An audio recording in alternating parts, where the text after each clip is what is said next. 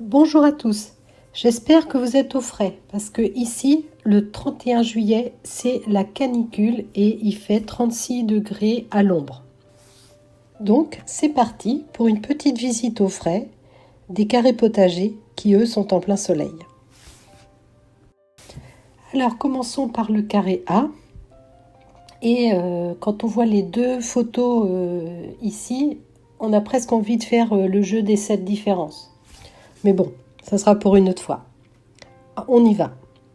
Nous sommes le 28 juillet et donc on va découvrir le carré A, à quel stade il en est. Donc la première bande, la première rangée, c'est poireaux, carottes. Donc on voit que les capucines continuent de se développer. Donc c'est là que je ramasse mes graines pour faire mes graines de capucine au vinaigre. Donc là je vois qu'il y en a encore. Là c'est mes graines de salade qui vont pas tarder à venir en fleurs. Et je pourrais bientôt sans doute les ramasser. Là une bourrache qui a bien poussé. Alors aussi à cet endroit-là, c'est le suivi des carottes qui avaient été semées en alvéole. Donc ici on voit pas très bien avec le petit trèfle, mais moi j'ai vu que quand même on commence à voir le petit collet des carottes qui apparaît. Donc je pense que le semis en alvéole fonctionne. On verra plus tard, au moment de la récolte. Mais pour l'instant, ça se présente bien. Les poireaux, ils sont d'une taille raisonnable, sachant que je les avais replantés un peu petits quand même. Donc voilà. Donc poireaux, carottes, ici, mélangés. Donc pas de nuisibles pour le moment. Ensuite, ici, c'est le coin des céleris. Donc ils sont aussi mélangés avec... Ah, là je voyais une araignée. Je me dis c'est bizarre, la feuille a recroquevillé, mais c'est normal. Là, donc le céleri. Ici, ce sont les haricots coco de Paimpol. Alors, où en sont mes haricots coco de Paimpol? Voilà, ils en sont là. Donc je pense que je vais attendre encore un petit peu avant de les récolter. Donc il y a différentes hauteurs parce que j'ai fait des semis étalés. Ensuite ici, normalement il y a une autre rangée avec des carottes à nouveau et des poireaux. Et puis des semis de carottes que j'ai mis là-dessous pour éviter que les merles ne viennent les déranger. Bon voilà, c'est une petite rangée là qui est vraiment pas très présente. Après ici, on a la tomate cerise Pink Bumblebee, celle qui avait été déplacée de la serre. Et là, alors ça c'est des graines que j'avais fait moi d'une tomate cerise, mais sans savoir les règles de la pollinisation. Et donc je peux dire qu'avec quasi certitude que ça a été pollinisé avec autre chose que des tomates cerises. Et là, la première tomate, alors je vais essayer de vous y faire accéder. Donc elle est là. Donc elle a un peu de la Pink Bumblebee, mais en taille elle n'est pas du tout. Donc j'attends encore un petit peu qu'elle soit mûre pour l'accueillir. Mais bon voilà à quoi ça va ressembler. Bon, je ne sais pas du tout si ce sera bon ou pas. On verra bien. Bon là c'est une petite feuille de chêne qui survit. Ensuite alors les fameux brocolis. Bon, je vous cache pas que je ne sais pas si j'en referai l'année prochaine. Alors voilà, là j'ai une tête. Attendez, je vais essayer de vous montrer correctement. Alors, à travers le voile on ne voit pas très bien. Bon, il y a une tête qui ressemble à une tête, mais enfin qui est toute petite. Celle qui était belle, j'ai pas eu le temps de l'accueillir, elle est montée en graine tout de suite. Là j'en ai une autre, je pense qui est correcte, il va falloir que je l'accueille. Et puis là une autre qui est montée en graine. Donc c'est ma faute, j'ai pas assez arrosé. Je suis restée sur 2 arrosages de 10 minutes par semaine. Et donc il faisait trop chaud et je ne me suis pas rendu compte. Donc voilà pour le carré A. Voyons maintenant le carré B, où on voit que les tuteurs sont complètement envahis par les tomates, les haricots verts et le maïs. Et les petits pois qui étaient complètement à droite ont disparu et les tomates ont pris la place. Alors, voyons le carré B maintenant. Donc, c'est sûrement un carré qui est le plus gourmand en eau. je m'en suis rendu compte. Alors c'est assez logique, hein, puisque en fait les deux premières rangées là sont complètement occupées par deux courgettes, deux pieds de courgettes, donc qui ont déjà donné pas mal. Alors cette courgette là, elle part dans les deux sens en fait, hein. Donc là, bon bah là en ce moment on a une courgette en préparation, je vais sans doute la récolter demain. Donc les feuilles sont plutôt belles, ça va correctement. Bon, ce qui souffre beaucoup, c'est mes soucis, hein, parce que ils ont été attaqués, etc. Ensuite, au milieu, on a ici, enfin après les deux, dans cette rangée-là, on a un petit carré de carottes. Donc là, c'est pareil, hein, c'est mes carottes semées en alvéole. Je vous ai dit qu'on faisait le suivi. Alors, on va essayer de dégager un peu, mais donc, bon, on ne voit pas très bien, mais bon. Enfin, écoutez, vous voyez les feuilles, elles se portent plutôt bien. Donc, à côté, j'ai semé de la coriandre. Bon, j'ai mis pareil les petits morceaux de bouteille pour éviter que les merles ne fouillent dedans. Bon, bah là, on a un épi de maïs doux avec les fleurs qui sortent. Les haricots verts Montebello qui sont, on en a récolté il y a 2 jours. Donc là, on attend encore un petit peu qu'il y en ait pas mal, mais c'est vraiment des très beaux haricots verts qui sont super fins, vraiment très très beaux.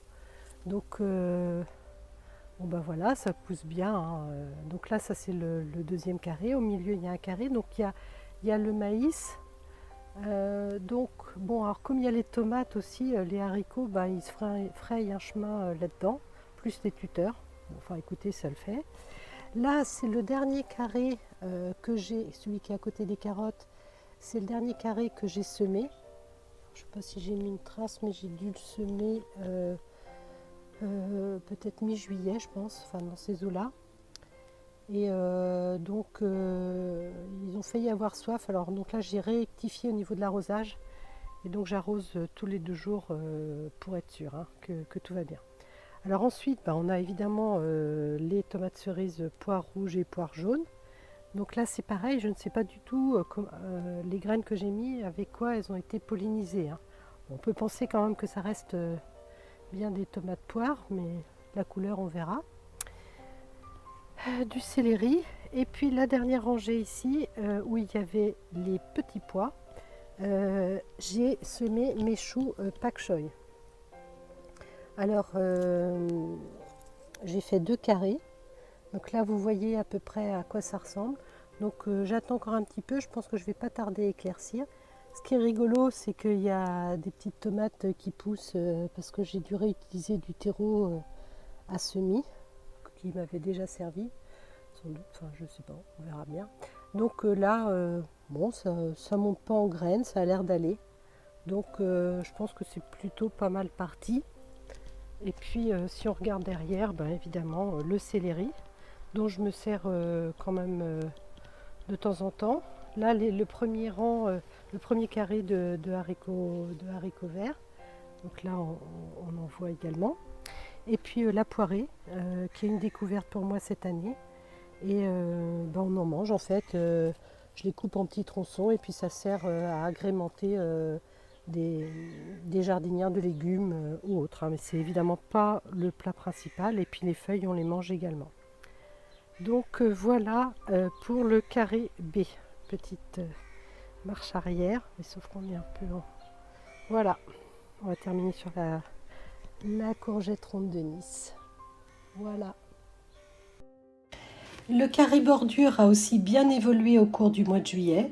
Donc les cornichons prennent leurs aises et puis les mange-tout ont disparu au profit de semis de poireaux et de carottes. Voyons ça de plus près. Les bordures, toujours à fin juillet, hein. Donc ici il y avait les pois mange-tout, donc j'ai enlevé. Et donc là sur 2 carrés de 40 par 40, j'ai repiqué mes poireaux, donc mes petits poireaux, hein, Mais bon, on va leur laisser tout le temps de grossir. Donc il y a ici 2 lignes de poireaux et ici j'ai semé en pleine terre des carottes. Voilà. J'ai coupé la périllade corée et donc évidemment ça refait des petites pousses.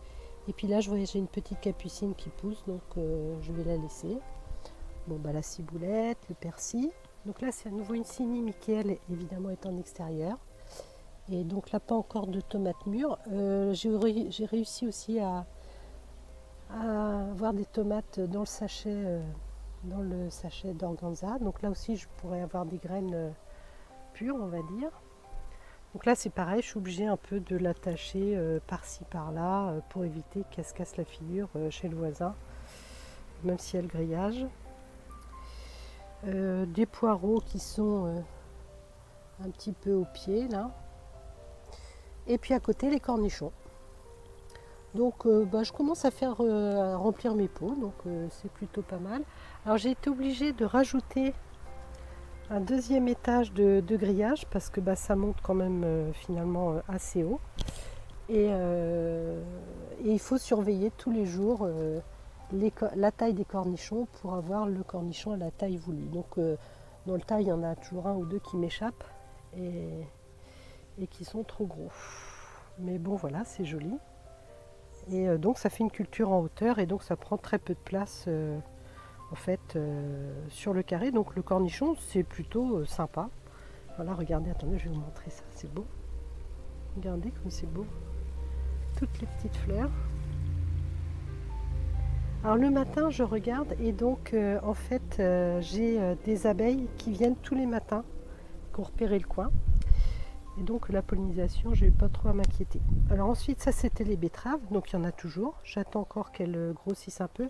Je pense que celle-ci, elle doit être... Ah oui, elle est à ramasser. Les autres, on voit que les feuilles sont plus petites, j'attends encore un peu. Et ici, mon mari m'a dit qu'il trouvait qu'il n'y avait pas assez de haricots verts.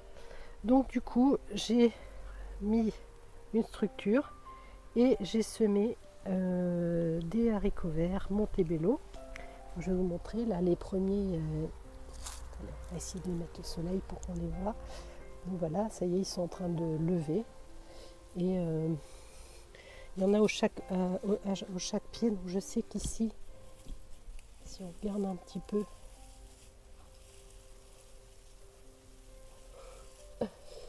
évidemment, je ne vais pas le voir. Je ne sais plus où c'est. Bon, enfin, écoutez, je ne veux pas trop chambouler le truc, mais ça lève de toute façon. Donc ça c'est un semis qui a été fait il y a 3-4 jours, peut-être un petit peu plus. Ici donc j'ai quelques feuilles de chêne qui ont survécu, une sauge décorative. Là j'ai fait des boutures de menthe, de mes menthes, et ça c'est de la menthe chocolat. Donc voilà, avec les petites orties, les myrtilles. Tiens, je vais en profiter pour la manger. Hop. Donc les myrtilles, c'est bon. Alors les choux brocolis, pareil, montés en graines, parce que pas assez arrosé. Là, il y a d'autres haricots. Je sais plus ce que c'est que j'ai semé. Alors, je regarde sur mon cahier. Encore des myrtilles. Des soucis qui ont beaucoup de soucis, on va dire, avec les pucerons. Je pense que je vais les couper. Je vais voir. Alors ici, donc ça, on est sur les tomates de ce que j'appelais la nouvelle parcelle pour les tomates. Alors pareil, je vais essayer de vous montrer. Hop, on va essayer d'aller voir la Paul Robesson. Voilà. Donc elle a l'air assez jolie. Là c'est pareil, il y a une branche ça c'est la noire de Crimée qui est descendue. Enfin, que j'avais attachée, mais on voit que ça n'a pas tenu. Et donc j'ai plein de tomates par terre. Alors, je sais c'est pas bien, j'ai des choses qui touchent par terre. Mais bon. J'ai du mal à couper en fait. Là donc la noire de Crimée. Alors j'ai rajouté des bambous ici et ici.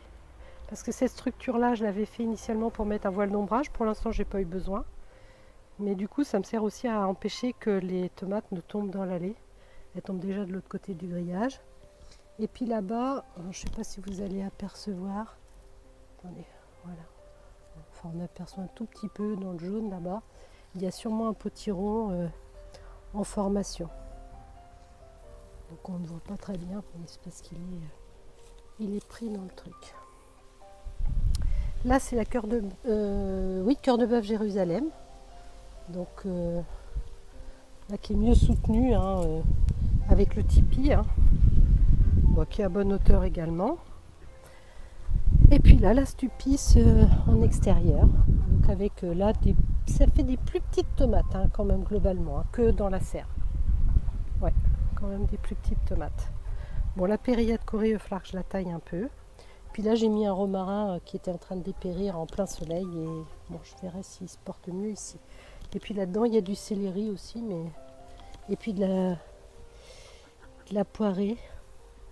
Mais il faut vraiment que je rabatte la périlla. Parce que c'est assez encombrant. Donc voilà pour cette parcelle le long du grillage. Tiron. Donc ça c'était où il y avait les pommes de terre sur butte, hein, les pommes de terre nouvelles. Donc ça c'est le pied qui a poussé spontanément. Et donc si vous suivez la chaîne, vous savez qu'il y a un potiron en formation. Donc voilà, il est ici, et donc il continue de grossir. Là je pensais que j'avais un potiron qui aurait été en forme, mais non, il est en train de crever. Là j'en ai un beau aussi, j'espère qu'il va se concrétiser. Et puis bah, j'ai réussi à ramener la liane à l'intérieur des groseilliers. Et puis bah, là tenez par exemple, voilà, là voilà, madame est là, l'abeille est là, je ne veux pas trop la déranger, j'ai l'impression qu'elle reste enfermée dans le truc. Bon, je pense qu'elle va savoir sortir toute seule. Donc voilà pour cette partie là. Et puis je vais vous montrer. Alors ça c'est la Paul Robesson aussi, un peu, je ne savais plus quoi faire, donc je l'ai mis là. Donc là c'est pareil, on a des tomates, pas beaucoup hein, parce que c'est plus rude comme condition on va dire. Ah, le vent se lève. Et donc ici on a les 3 autres pieds de potiron. Bah tenez encore, voilà, super. Donc bah, les abeilles sont dedans, donc j'ai pas trop de soucis à me faire pour la pollinisation. Là je guide ce que je peux, hein, avec à nouveau une que j'ai pollinisée moi-même je crois. Et puis là-bas bah, un potiron qui est aussi en formation, et puis ici aussi un autre. Et je crois que j'en ai un autre aussi qui est en formation ici. Mais bon, on voit que ce sont des beaux pieds avec plein de fleurs. Bon, ceci dit, j'ai mis le paquet, hein, c'est beaucoup de compost hein, en dessous. Hein. Et là, j'arrose tous les 3 jours. J'arrose en remplissant en fait la bouteille avec le bâton comme Jaco nous a conseillé de faire. Mais bon, moi, alors, au niveau de comment est-ce qu'elle court, il y en a une autre qui court ici et qui a l'air de courir le long du poteau, donc ça je la laisse faire. Et puis ben voilà, on va terminer sur le chou. 2 minutes, ben ça c'est le massif qui est devant la maison, donc avec les cannes à pêche des anges, les hostas, cette plante là je ne sais pas ce que c'est, ça c'est du dahlia, ça je trouve ça très joli mais j'ai oublié le nom, c'est très doux en fait, c'est joli. Et puis ça, oh bah super, c'est la tomate cerise noire que Laurence m'a donnée, mais surtout bah, je vois une coccinelle. Alors c'est certainement une coccinelle à 7 points, bien qu'elle ait l'air d'en avoir beaucoup plus. Je commence à avoir un peu de coccinelle, hein. C'est pour la foule. Hein. Et puis bah voilà les petites grappes. Donc bon, alors là il y avait plein de bourraches que j'ai enlevées parce qu'elles étaient en train de blanchir. Et puis comme dans mes fraisiers j'avais une tomate qui grandissait, ben, je l'ai déplacée, je l'ai mise là. Donc là je l'ai mise, elle est bien avec du compost, tout ce qu'il faut, de l'ortie et tout. Et puis derrière on a de l'origan. Et là encore de la période Corée que je vais certainement tailler. Voilà. Un rapide point sur les semis qui sont en attente pour prendre place dans les carrés. Donc là j'avais semé du chou chinois Petsai un petit peu en sécurité par rapport à ce que j'ai semé en pleine terre. Ici on a de la Batavia dorée de printemps et ici de la Divina. D'ailleurs il va falloir que j'arrose là parce qu'on voit que ça commence à être sec. Là ici c'est une douzaine d'Apia. Là c'est de la Batavia Pierre Bénite. Et puis là c'est à nouveau un petit semis de grosses blondes paresseuses qui a l'air de commencer, bon, on va pas dire que c'est levé, mais on voit les petits points blancs, je pense que c'est là. Et alors ça c'est vraiment pour rigoler, c'est une patate que j'ai mise dans un pot comme ça vite fait sur la terre et puis elle est en train de pousser. Bon, elle va pas aller loin évidemment, il faudrait que je la remette ailleurs, je sais pas où. Et puis ça c'est encore une tomate cerise que je sais plus où la mettre tellement elle penche dans tous les sens avec un trop petit pot. Enfin, donc là pareil j'arrose tous les soirs. Et puis là ça c'est une autre tomate cerise, c'est la tomate cerise clémentine et que j'ai été obligée aussi d'attacher aux chaises qui sont assez lourdes et avec les menthes. Donc, et là aussi j'ai commencé à avoir ma première tomate clémentine.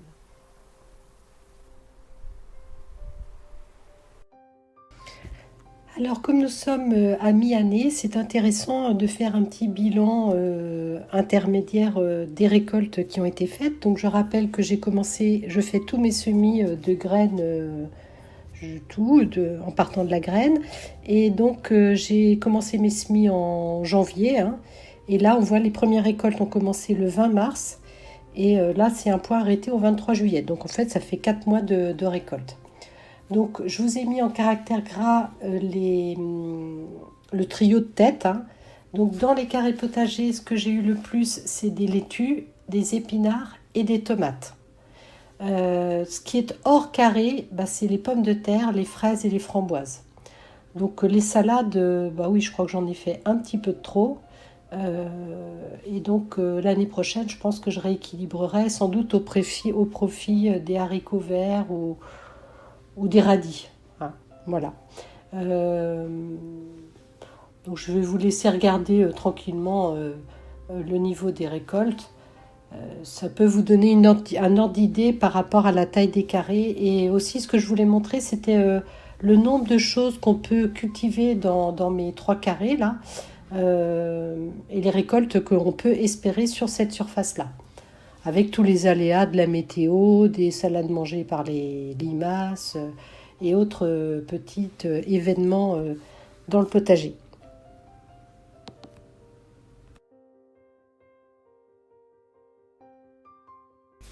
Voilà, ce tour d'horizon des carrés potagers est terminé pour fin juillet.